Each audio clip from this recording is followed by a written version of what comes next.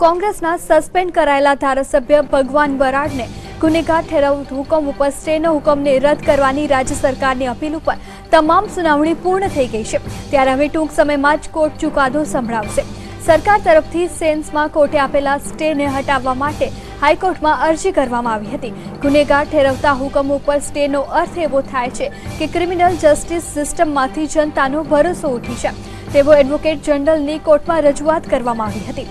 તો બીજી બાજુ વિધાનસભામાં કોંગ્રેસના ધારાસભ્ય ભગવાન બરાડને સસ્પેન્ડ કરવામાં અને તલાલા બેઠક ઉપર પેટા ચૂંટણીની જાહેરાત કરવાના વિધાનસભા સ્પીકરના નિર્ણયને પણ ભગવાન બરાડે પડકાર્યો હતો।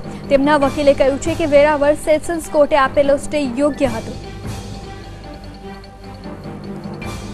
તો રાજ્ય સરકારની અરજી ઉપર સુનાવણી પૂર્ણ થઈ ચૂકી છે અને વેરાવળ સેશન્સ કોર્ટનો સ્ટે વ્યાજબી ગણાવ્યો હતો ભગવાન બરાડના વકીલે। તો એડવોકેટ જનરલની કોર્ટમાં રજૂઆત કરવામાં આવી હતી। તો બીજી બાજુ વિધાનસભામાંથી કોંગ્રેસના ધારાસભ્ય જે સસ્પેન્ડ થયા છે ભગવાન બરાડ તેમને સ્ટે જે છે તે યોગ્ય ગણાવ્યો હતો। આ અંગે વધુ વિગતે વાત કરવા માટે આપણી સાથે જોડાઈ ચૂક્યા છે સંવાદદાતા મોનિકા। શું વધુ વિગતો સામે આવી છે?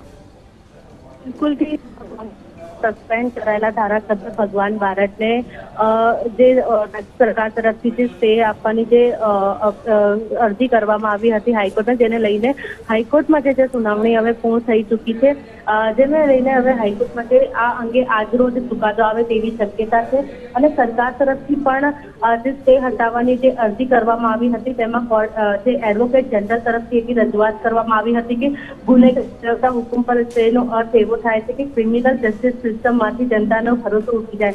અને સાથે જ બરાડ તરફથી મેજિસ્ટ્રેટ કોર્ટમાં જે હુકમ કાયદો વિપરીત હોવાની પણ રજૂઆત કરાઈ હતી। હવે જ જે બંને પક્ષની જે સુનાવણી જે છે એ પૂર્ણ કરી દેવામાં આવી છે અને આજ રોજ એ અંગે ચુકાદો આવે તેવી શક્યતા છે। જી આભાર આપનો મોનિકા સમગ્ર માહિતી આપવા બદલ।